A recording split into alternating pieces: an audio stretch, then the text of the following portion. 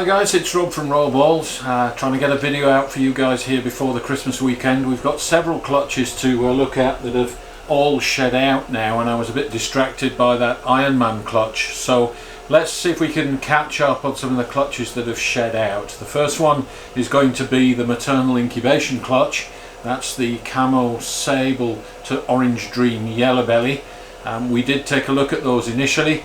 Let's have a look at them again now that they've shed. And the other one is the vanilla, the super vanilla clutch that I got. Bad news guys, the one snake that hatched out with one eye also had a very small head in comparison to its body, and it did manage to crawl its way out of the egg, but unfortunately it didn't make it. It died the day after, so we've got one less snake to look at there. That's not so good. Okay, let's take a look at these babies now that they've shed. Alright guys, I promised that we'd go through some of these clutches that have shed out, but obviously I was distracted by that Orange Dream Iron Man clutch, which you got to see first. So let's do this now. These baby snakes are all shed out, they're ready for setting up individually, but before I do that I wanted to just have a quick run through them. So this is the first one. This is the maternal incubation clutch. This is the camo Sable or super Sable pinstripe female to an Orange Dream Yellow Belly, and the purpose of this clutch was to see how Orange Dream and Yellow Belly reacted with Sable. Mum was a super Sable, so everything in this clutch is Sable. Before I do that, let's just have a look at Mum. This is about a month after she's finished her 72-day maternal incubation, and she hasn't eaten for 150 days. She's eating well now, and she's busting the myth that it takes more out of a female when you maternally incubate than it does if you lift her off the eggs and incubate in the incubator. Many people will tell you that if you want to breed your females every year, don't maternally incubate, lift them off the eggs so that they can eat sooner. I'm calling bullshit on that. Alright guys, so here we are. This is the female, and she is now going into her second shed since she laid these eggs. You remember that she had a shed during the incubation towards the end, and she's been eating like an absolute dinosaur since she shed while still on eggs.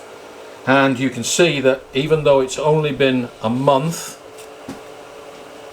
and that she is in shed, so she's looking quite dark, the shed tells me that she's regaining weight, and you can actually see that in her body condition. You can see that she is still quite thick. You can't see her spine. She is recovering extremely well from that extended maternal incubation. She is in a bit of a huff, but it takes just a few meals for these females to get back into condition. The larger the female, the easier it is, the more reserves. The reason that there is a myth that it's not good to let a female maternally incubate if you want to breed every year is because we breed them too small. If you breed a small female and get a 4 or 5 egg clutch, she's going to be on her last legs having just laid the eggs, never mind maternally incubated. That is the primary reason for the myth that snakes won't breed every year if we maternally incubate. That is absolute rubbish. If you pick a female that is a decent weight and has decent reserves, she will give you a decent clutch of eggs, and you can lift her off the eggs or let her maternally incubate. It will make no difference whatsoever. It's us that control this, not the snakes. Maternal incubation takes no more out of a decent sized female than incubating eggs in the incubator and lifting her off. So let's dispel that myth straight away. This female will breed again next year if I want to breed her. Now back to the clutch. You can see that Sable, as we predicted was going to be a very dark gene. We've seen these before, and we've got 3 animals which are non-pinstripe.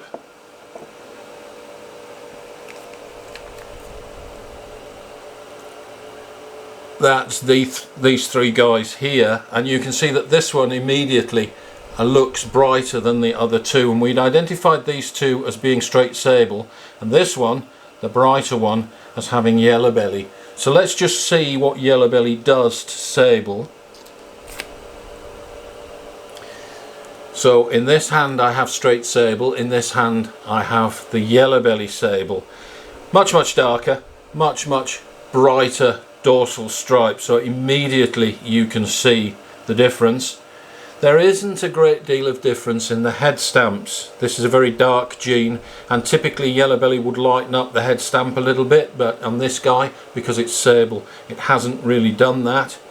What it has done is put the typical yellow belly flames up the side compared to the straight sable, which is still very dark. If I can put these side by side, you'll be able to see the difference. This guy here has much more flaming and is much more yellow. Now if we look at the bellies, if I can get them to turn upside down so we can see the bellies. This is the straight sable with a clear belly. The yellow belly, as you would expect, has a much busier belly pattern, very easy to tell apart. It has these digital edge markings and a very spotty belly compared to the much cleaner belly of the straight sable. So there we go, we got that right. These 2 straight sables here are both females, and the yellow belly sable is a male. And unfortunately we didn't get to see what Orange Dream does to sable in the straight sable.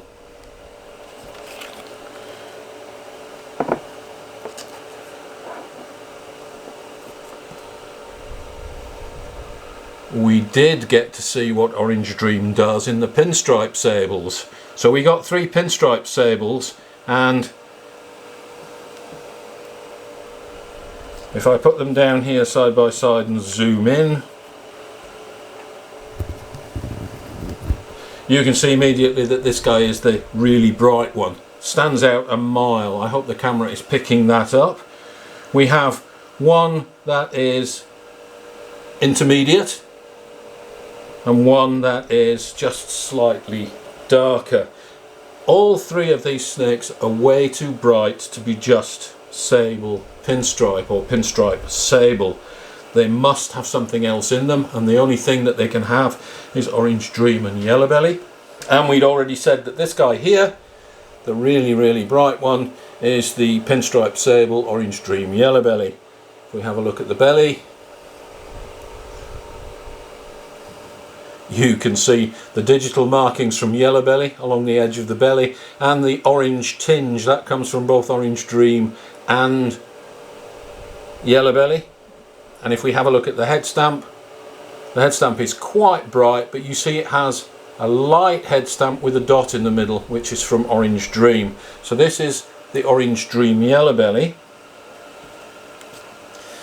This guy here is the dullest of the 3. Apart from the brightness, has the exact same head stamp. This guy has a slight brightening with a dot in the middle, and I think that this is Orange Dream. It is actually the dullest of the 3. So Orange Dream, here you can see the influence of Orange Dream. Orange Dream, remember, on a patterned snake, Orange Dream acts just like Enchi, and you can see the extended dorsal stripe here, and then this broken appearance.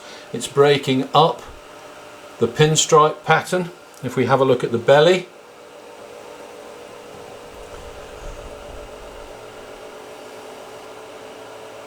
it has orange flames up the side here, which is from Orange Dream. We've seen that before in Orange Dream clutches. So I'm saying that this one is Pinstripe Sable Orange Dream, and it's not the brightest.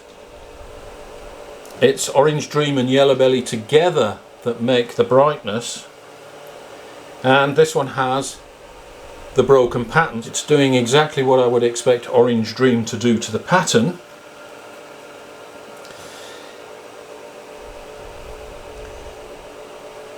Now if we take a look at this guy was the runt snake, the one that I had to tie off the umbilicus, and you can see that it is just fine now. Slightly aberrant head pattern, no dot on here, but it is lighter than a normal head pattern, so that immediately suggests yellow belly. The patterning is also quite strong. Yellow belly is putting back the pattern. Orange Dream takes it away, yellow belly puts it back again. This guy here with the more regular pinstripe pattern, I'm saying, is Pinstripe Sable Yellow Belly. So these are all males, guys. We've got the 4 gene animal in the middle, which is the Pinstripe Sable Yellow Belly Orange Dream. This is the one that just has Orange Dream, and this is the one that just has Yellow Belly. So 3 different variations, so it is giving us an indication of how strongly Orange Dream reacts with that dark gene, which is Sable.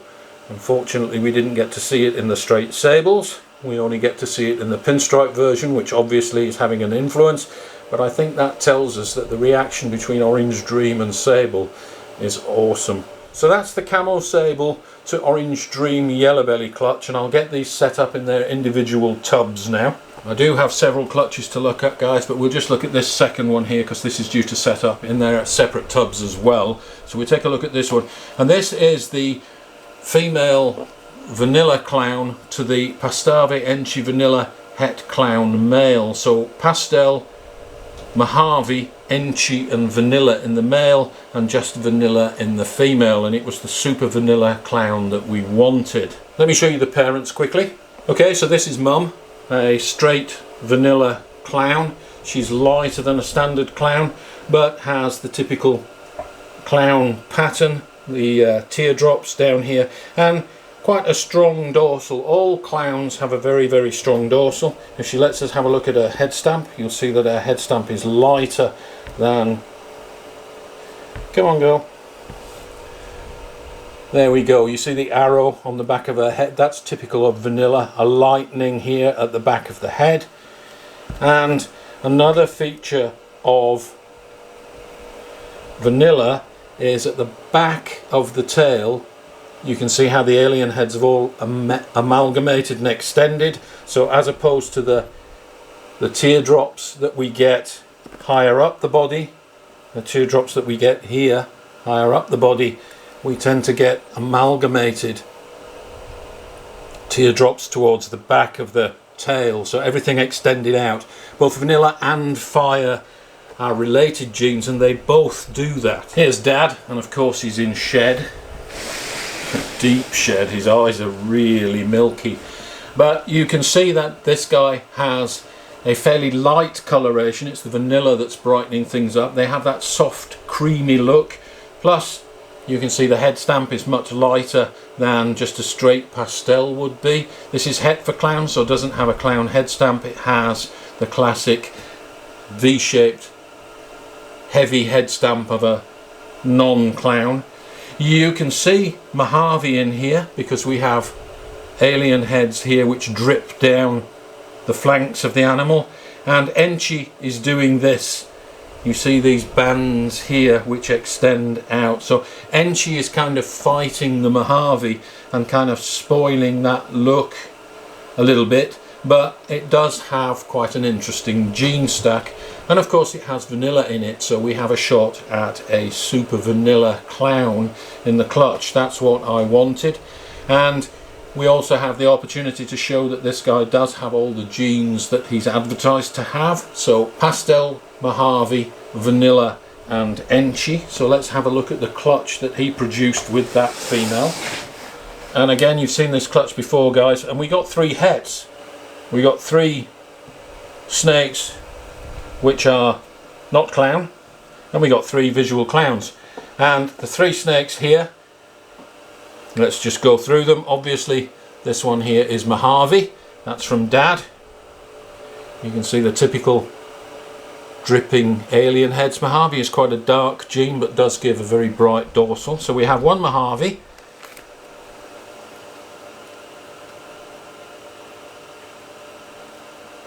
This one, for those of you who have not seen a straight vanilla, this is straight vanilla.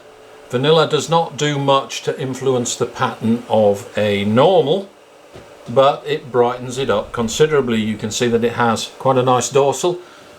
It has a blushed head, but regular alien head patterns. Some nice flaming up the sides there, just as you would expect from fire. That's vanilla that's doing that. So that is a straight vanilla het for clown. And of course this banded guy here is Enchi. If we have a look at the head stamp, you can see the broad head stamp and the widening eye stripes at the back of the head. Quite a bright dorsal on this one. So those are the genes at play. So we've shown that Dad is Mojave, is Enchi and is vanilla. And then we got three visual clowns, these guys here, and these are obviously pastel. They're much brighter than they otherwise would be. But let's leave those until last.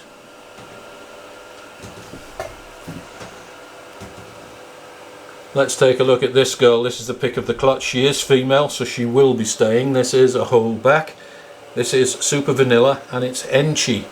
And of particular interest is the head stamp.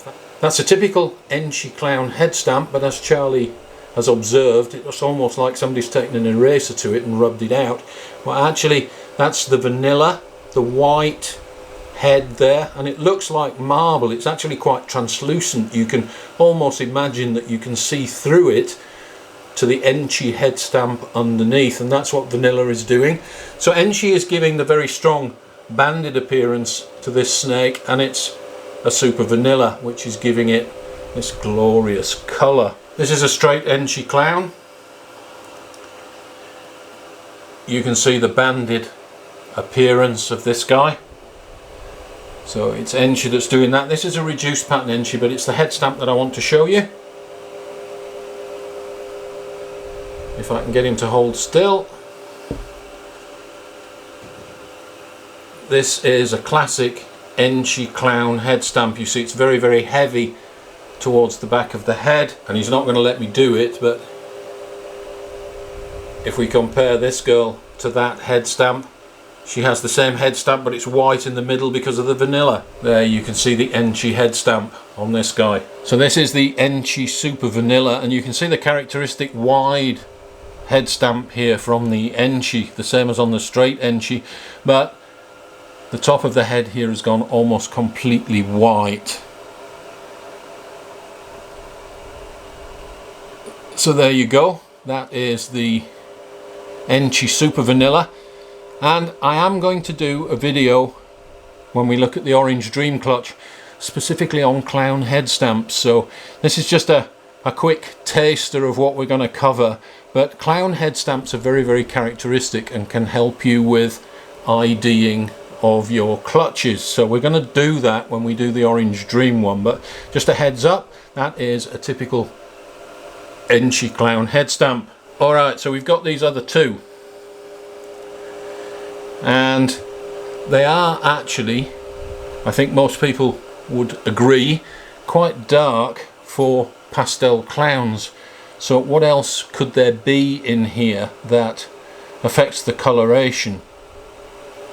Well, again, let's take a look at the head stamps. You see the head stamps on these guys are identical, but this one on the lighter coloured snake is lighter than the head stamp on this one. So I'm going to say that both of these are pastel and something is lightening up this guy. Now the fact that they're a little bit darker, I think most people would be rushing around looking for some other gene or imagining something in these snakes that is not actually present. It's human nature to do that, but if we can explain it with the theoretical IDs and get something that fits the overall picture, there's no necessity to do that. So let's have a look and see what might be doing this to the head stamp. There's only one gene in this mix that could be lightening the head stamp, and that is vanilla. There is no Mojave in either of these. We don't get the dripping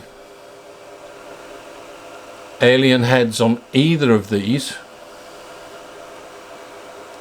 So no Mojave, it's not Mojave, and clearly they're not Enchi, because we've still got all the pattern on these things. Enchi takes away a lot of the teardrop patterns, so both of these are pastel, and this has a slightly lighter head stamp, and the only thing that can be doing that is vanilla. So let's have a look at some classic pastel and pastel vanilla head stamps and convince ourselves that that is actually what these are.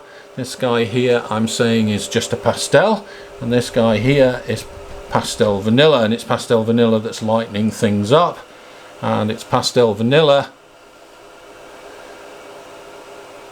that is amalgamating the alien heads at the end of the snake down towards the tail. Vanilla also extends out some of these keyholes. You see how that keyhole is extended? It's a dash rather than a dot.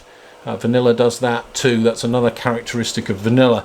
As I said, both of these are a little bit darker than I would have expected, which can be confusing and have you running to try and find some extra gene. And by all means, have a look at the parents that produced the parents to see if there's anything unusual there. But we can explain this clutch quite nicely with just what we know. So let's take a look at this guy here. This is a male who is in my holdback racks, but I'm not sure I'm ever going to use him. This is a straight pastel clown, and you can see he's very, very bright. Really nice yellow. Typical clown alien heads. This is an example of a line of pastel which does keep its colour extremely well. You can see that this guy is very, very nice. Has kept his colour and contrast, but it's the head stamp I want to show you. That is a pastel clown head stamp all day long. You can see it's got all the dots on it.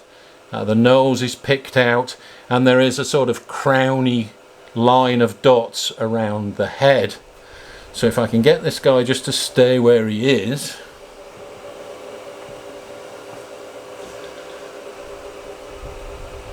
and have a look at this guy, you see how the head stamps are almost identical. So, pastel, pastel. Alright, let's take our pastel and add vanilla and have a look and see what that does to the head stamp. There you can see the head. Same pastel head stamp with the dots on it, but now vanilla, as in the case of the Enchi Super Vanilla that we looked at earlier. Looks like somebody's taken an eraser to the head stamp and rubbed out all those dots, and it's vanilla that's doing that. So vanilla doesn't change the pattern, but makes things brighter, and certainly makes the head stamp brighter. So if I can get this girl to stay where she is, here are the two baby snakes. If I can get the camera to focus. So here we have pastel vanilla. It's lightened up the head stamp.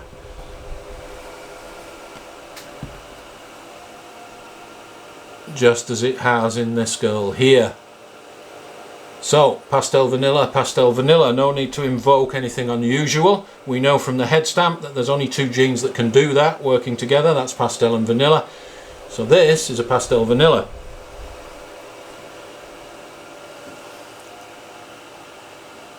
This, with the heavier head stamp, is quite dark, but that's just pastel. It's a dark pastel. Simple as that. So for these two guys here, which otherwise might be a little bit confusing, we just take the characteristics of the genes that we know are present, ask ourselves what they would do in these snakes, and sure enough we can explain the visuals based on just that. No need to invoke anything unusual. These snakes are a little bit darker, and Mum, the vanilla clown, does tend to throw slightly darker looking snakes, but within the range of polymorphic variation. And we tell these two snakes apart by remembering that vanilla brightens up the snake and gives a lighter head stamp. And that's exactly what's happening here. Pastel, pastel vanilla.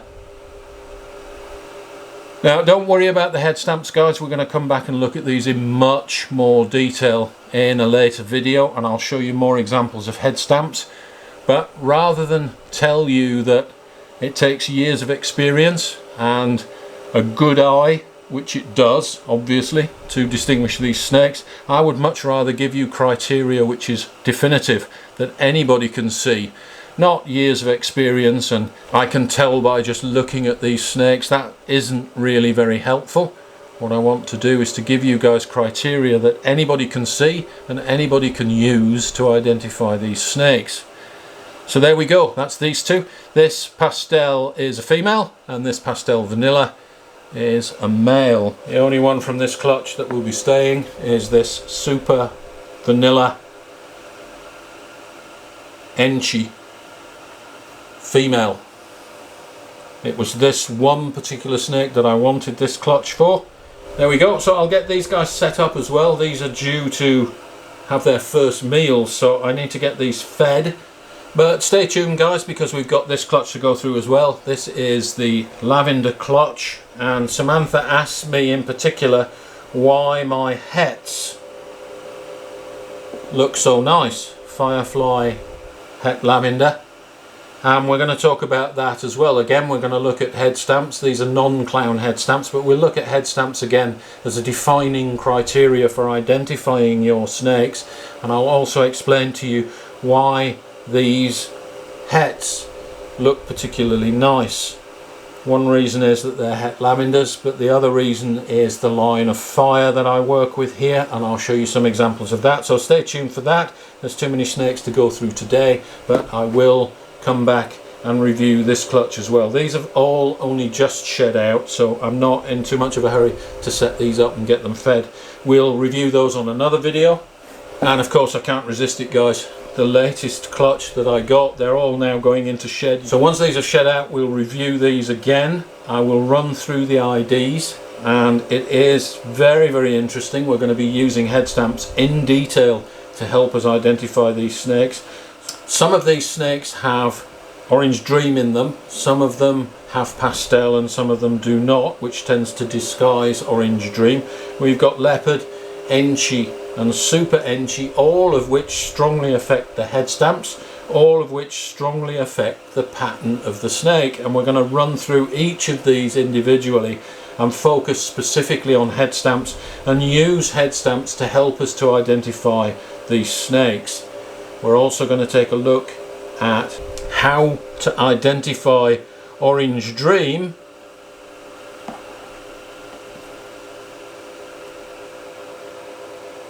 in some of these snakes that don't really have much to go on in terms of are these Orange Dream or are they not. There's very little pattern on many of these snakes. So I am going to go through these one at a time and show you how I recognize Orange Dream in these snakes. Not all of them have it, so stay tuned for that one. And don't forget, we have my visual Desert Ghost clutch hatching on Christmas Day. That's 3 days away. What are we here? Thursday, Friday, Saturday, Sunday. Yes, 3 more days in the incubator. There are no pippers yet, but they are due to hatch on day 60 on Christmas Day. So perhaps I'll do a Christmas Day special on visual Desert Ghosts. Okay guys, so we've got the Iron Man clutch to look forward to shedding out, and I'll do a ID special on those for you guys, and we'll focus on head stamps. Obviously I won't be able to do all clown head stamps, but these are a good illustration of how the various genes involved do affect the head stamps as well as the body pattern. And we also have my Desert Ghost clutch, which should be hatching either tomorrow or on Sunday, Christmas Day. So I'll be sure to show you guys those as soon as they hatch. Thanks for watching. Don't forget to share, like and subscribe, and we'll see you next time.